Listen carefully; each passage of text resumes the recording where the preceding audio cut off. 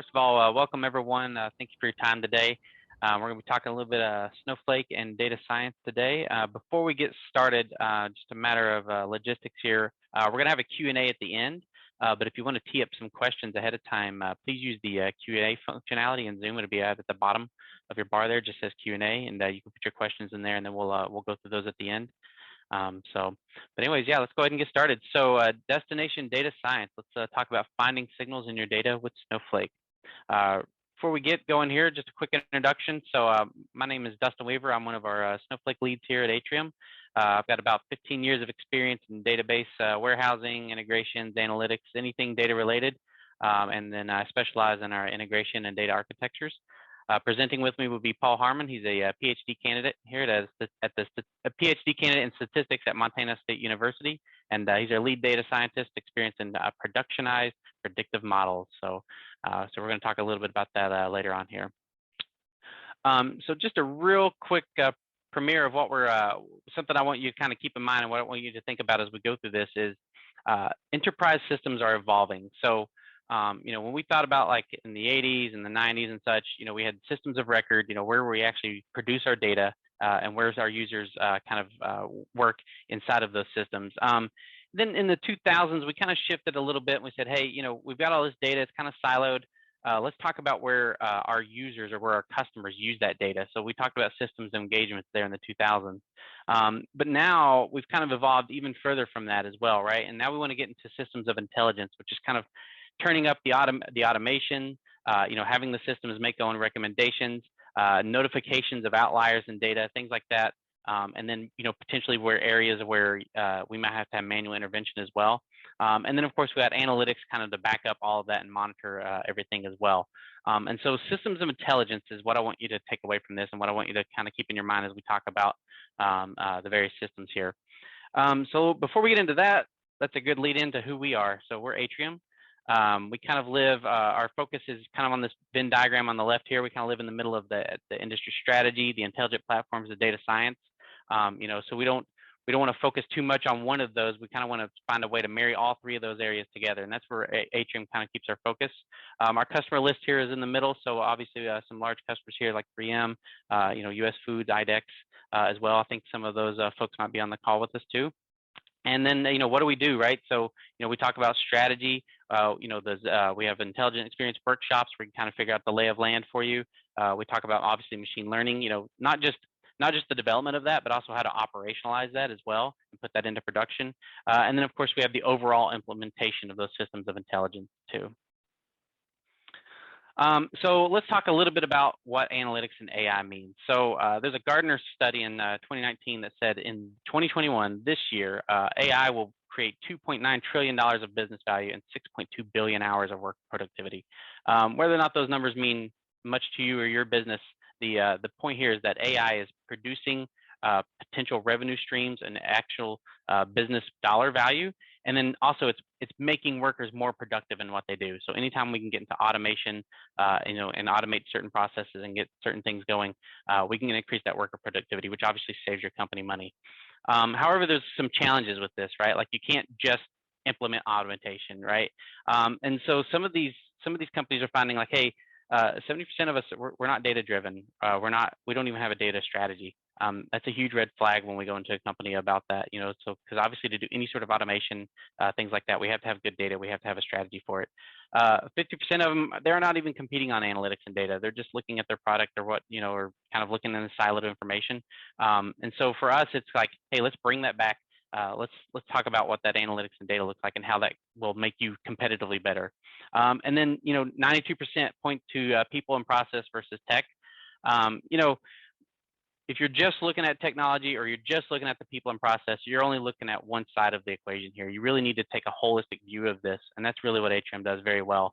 It's kind of taking that holistic view about, what are the business use cases, what are the systems engagement for that, and then how do we get that, smart, intelligent automation out of that as well. So let's talk about your starting point. So we got this little maturity curve here that we like to talk about. And, most companies we talk to kind of sit in that level 1 to 2, maybe somewhere over in that level 3 as well. And really what this curve is it's about like how do you go from, standalone reports? I'm sure some of you are still using Excel out there. How do you go from that into level 6, which is like fully automation, automated alerts, notifications coming through, things like that. Most companies are not there. Most companies sit between that level 1, 2, and then we have some on the 3. The big takeaway here on this slide is that going from levels 1, 2, and 3 is relatively easy, right? Even if you have a bad data architecture or bad data, you can usually fake it through level 1, 2, and 3 and be okay. When we start going 4, 5, and 6, you'll notice the curve, takes an exponential climb there. And really the point there is to go from 4 to 5 is much more effort than it is to go from like 1 to 3, and then go from 5 to 6 is a huge amount of effort, to get there. And you really have to make sure that you have your data lined up, your architecture lined up, and that you're making smart decisions about that as well. And so that's what I want you to kind of keep in your mind is, where do I sit in this maturity curve? And then how do we make decisions to get moving up that curve a little easier? So let's talk about a journey of success here. So our typical engagements are, follow the signal, right? Let's get in there. Let's find out what the business use cases are. Let's do a signal analysis, which Paul will talk about in just a moment. Let's talk about a program versus a project. So obviously starting out, typically it's a small pilot, or individual project that we start with to kind of like figure out like, hey, what is our data saying? What is the potential for this? And then, obviously if it's something bigger, we can roll that into a larger program. And then, enterprise meets operational. So it's one thing to do all this stuff in a smaller pilot or a POC or a small project. It's a whole other thing to operationalize that and put it in front of your enterprise. And so that's definitely what we want to talk about today as well, is like, hey, what are the good steps that you can take to do that? And then how can Atrium help you there as well? So architect for the future. So if you're on this call, you're most likely a Snowflake customer. And so congratulations, you've taken the best first step that you could take. So a centralized area of storing your data. And it's not good enough to just have it sit in a database in some data warehouse or what have you. It's got to be somewhere accessible. It's got to be somewhere that we can analyze it easy. If we have to use some esoteric language to perform the analysis, things like that, right? Those can be roadblocks for us to get in there and do what we need to do. So Snowflake is great because it sits right there. It's centralized. It uses SQL. We look at things in tables, fields, anything that a regular data scientist or any sort of analyst knows how to use. And it also helps us get in there and connect to various systems as well. So Snowflake has done a great job in their ecosystem of being able to connect to various data sources natively. And then also other partners out there, other product developers as well, have done a great job of developing custom integration points to Snowflake as well. So obviously, anytime we can do analysis easier with common languages and have connectivity, natively versus trying to go through a middleware, that's going to help us out here quite a bit. So you've already taken the great first step here. The next step is like, hey, what am I putting into that Snowflake warehouse? And that's what we want to talk to you about today as well, is, hey, figure out inside of your data architecture overall, what's missing inside of Snowflake and what can we put in there and how do we structure it to get the best path forward for modeling. So let's, I'm going to hand it over to Paul here. He's going to talk about, better leveraging here with Snowflake. Awesome. Thanks, Dustin. Yeah, so I think, regardless of how far along that machine learning maturity curve that we looked at that you are, I think everybody has kind of the same question, and that's how do I get the most out of the data that I have today?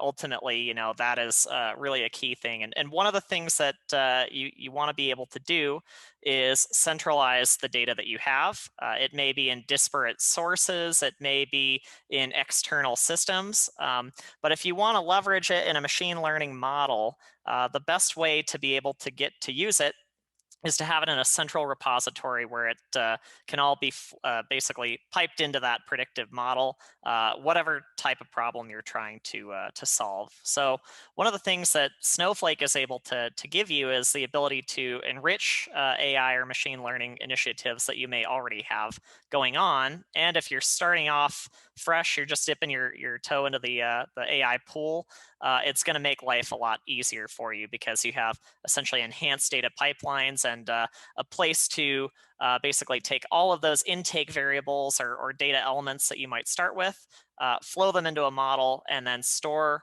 whatever your predicted result is in that same location that's centrally accessible and easy to productionize from. And so in doing that, then you're also able to gain efficiency, because you don't have to have this complex system of ETL or a series of tough integrations that have to be consumed by your predictive model. The model and any feature engineering that you might want to do off of that is done in Snowflake in your central data repository, which is I think a really important component of why Snowflake is able to kind of help you out.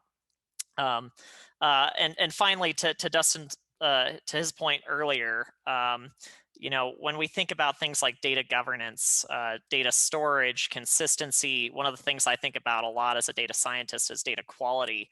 All of those are things that you can kind of get away with when you're first starting to build out, your first predictive model, or you're just doing some kind of static reports and that type of thing. But if you're starting to get down the road of going from, say, a 3 to a 4 on the maturity scale, or a 4 to a 5, or a 5 to a 6, and you're looking to fully automate processes and be as data driven as possible, all of those little things have to be done right. And when you have a centralized place to store your data that's going to be consumed by a predictive model, it solves a data storage problem. It allows you to address data consistency issues, and you have ability to basically improve your data quality, which is going to improve the actionability and value of any predictive outcomes that you might generate from your models. And one of the cool benefits of Snowflake specifically is that you have data marketplace as well, which would allow you to bring in third-party data, not just from a different side of your organization, but potentially from entirely different places as well, that you could use to, the way I think about it is kind of supercharge your predictive models and get to a place where you can really drive enhancement and value in anything that you're looking to do. So I think that the benefits of using Snowflake are pretty obvious. But let's talk a little bit about maybe some customer stories here, some examples. So our first example is going to be an opportunity scoring model, really trying to predict the effectiveness of sales representatives that we're trying to convert sales opportunities for Xerox. And this was a very early stage type of model. Xerox wasn't really doing any predictive modeling in this space, at least not at a production scale. And what they wanted to do was basically leverage data that they had pertaining to sales opportunities that they were storing in Snowflake, and essentially have a pipeline to generate predictions about which opportunities would be more likely to ultimately convert in a reasonable time frame versus which ones might not convert. And as you can imagine, they'd want to spend more time with the opportunities that are likely converters. In addition, they wanted to identify which factors were most important in sort of discriminating those high likelihood to convert opportunities, and start kind of honing in on those different variables and different impacts that a salesperson might be able to have on selling more deals. So what we were able to do is we leveraged the Snowflake connector to Einstein, which allowed us to get essentially a flow of data from Snowflake direct into Einstein Discovery. One of the things about Einstein Discovery is that it's also pretty quick to build a predictive model in that framework. So speed to value was really the key idea here. We had robust data flowing from Snowflake through Einstein Discovery, and we generated an opportunity scoring model that predicted those likely converting opportunities. A nice benefit of this effort was that we also were able to dynamically flow that data into Tableau CRM. So we were able to do slice and dice data visualization on that Snowflake data, but visible in Salesforce to end users. And I'll just say here that while we used Einstein Discovery and Tableau CRM, I think there's this whole suite of modeling tools out there. Data Robot, H2O, Azure ML. I use R and Python custom models a lot myself. All of those are things that we can use with Snowflake and essentially layer on as analytics on top of that centralized data. So speed to value, very important here for this lead scoring. opportunity model that we did at Xerox. And then um, another really pretty interesting customer story here has to do with an aircraft maintenance company. So what this particular company does is they maintain, or rather they manufacture and maintain specific parts of aircraft. And so their customers are like the Boeings and Airbuses of the world, and they have to basically maintain a whole lot of data from different external systems. Some of them coming from the government, some of them coming from private sources, some of them coming from their customers, and basically none of it is centralized at all. So having a central repository to bring that data in gave them the ability to take most of the important information that they needed to be able to predict essentially whether or not a specific part on a plane was likely to fail.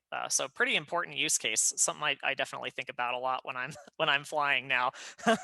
But basically, we built some highly tuned, very custom predictive models off of the centralized data repository, and we're able to assess which parts were at higher risk of failure so that they could be pulled off the line, and that maintenance could be done to keep those planes in working order.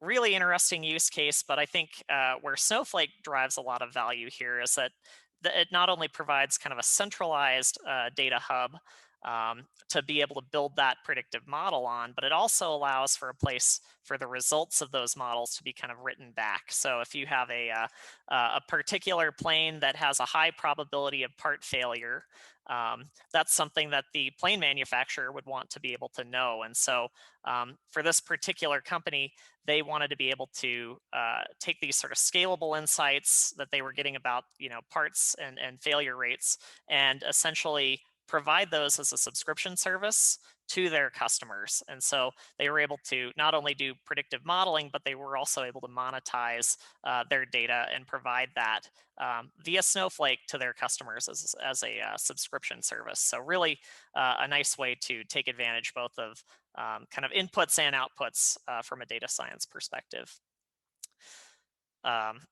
So you might be thinking to yourself, okay, well, as an organization, maybe we've done a lot of slice and dice reports and analytics, or maybe we've not done a whole lot of predictive modeling at all, and we're just barely getting into this.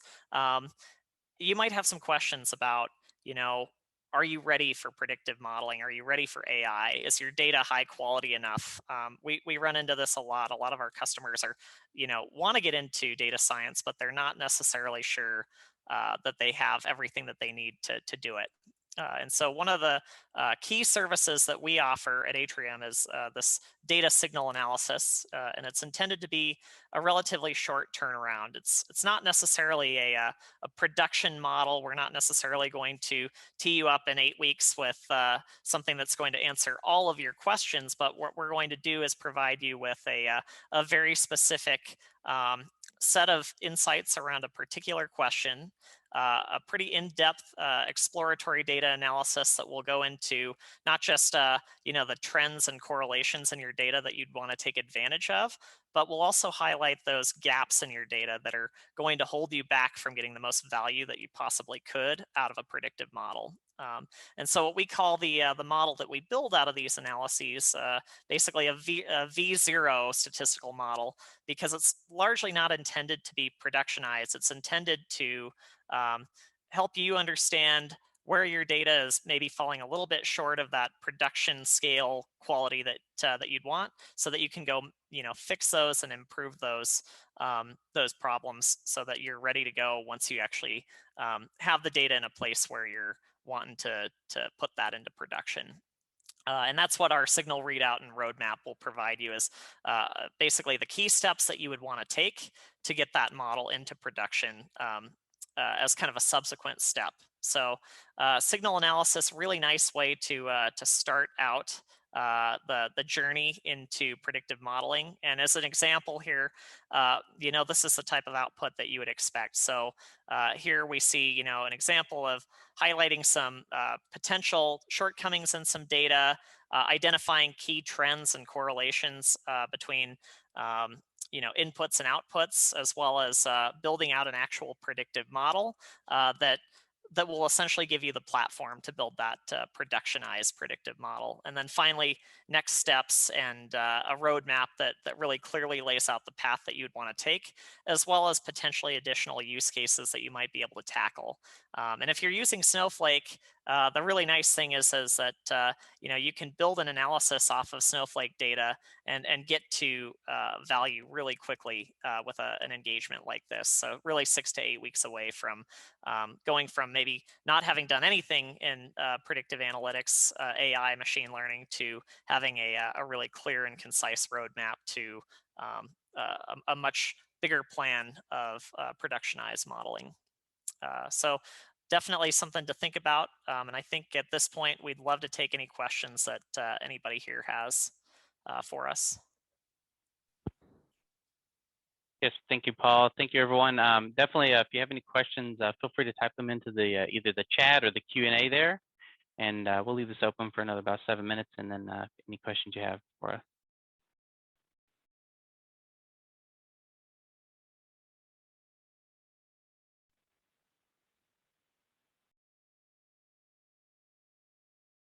Can talk a little bit about some capabilities here, just to kind of maybe seed some of the Q&A. If you're thinking about, if you have data sitting over in a bunch of S3 buckets, something like that, it's a very common thing we see. Obviously, if you're a Snowflake customer, you're aware that we can consume that data directly, inside of Snowflake. We don't necessarily have to model that out and build that out. We can consume that via the pipelines there, or we'll query it directly through a staging area in Snowflake as well. So, if you feel like that might be a hurdle for you, that's definitely not. That's a great first step there. If you have some data that you're kind of figuring out, like, man, how do we get that over into Snowflake? Hey, that's a great way to do it, right? Those S3 buckets or Azure blobs, or the Google Compute Cloud buckets as well.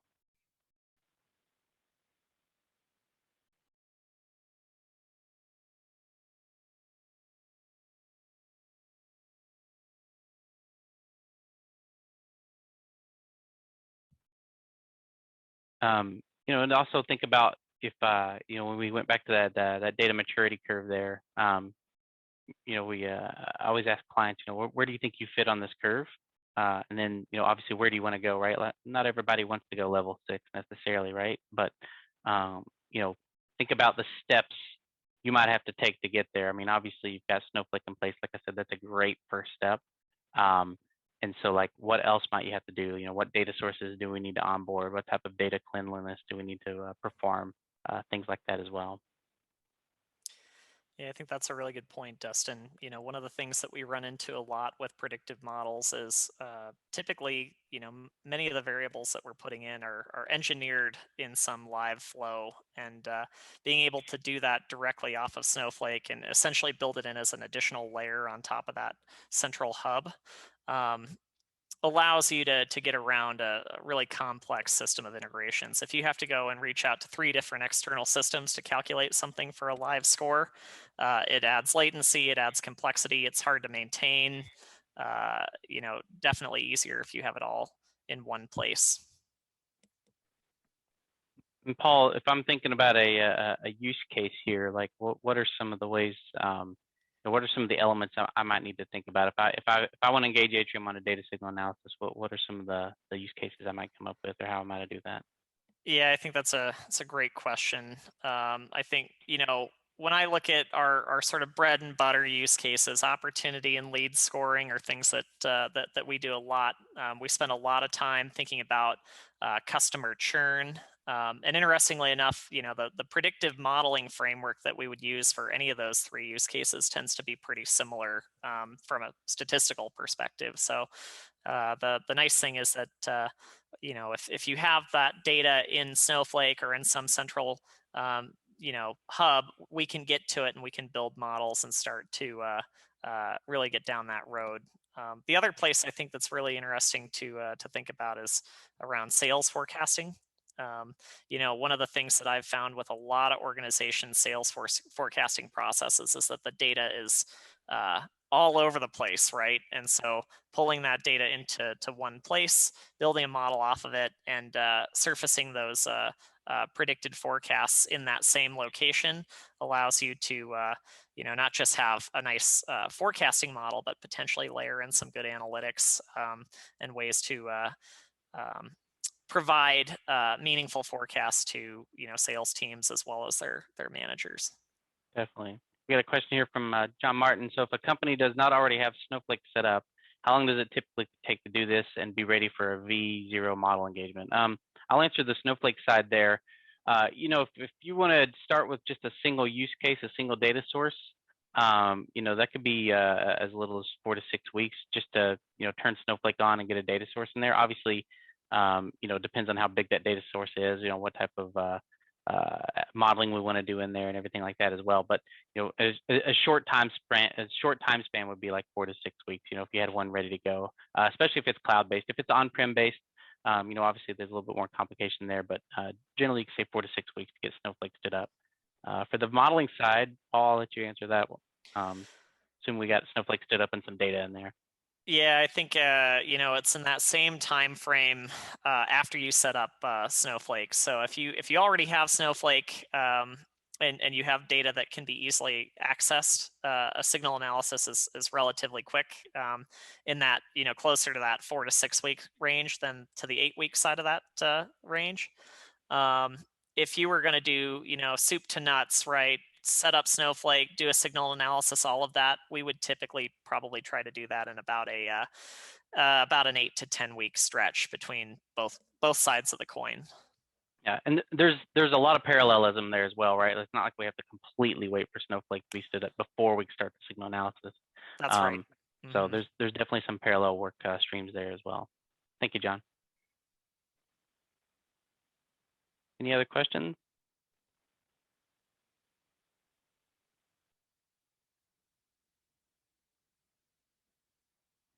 All right. Well, I think we're coming up on our time here. If you have any other questions, what have you, definitely reach out to Braden and the team here for the marketing side of things, and they'll get us, get you in touch with us.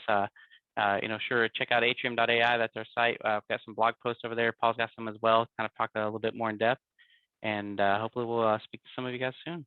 Thank you.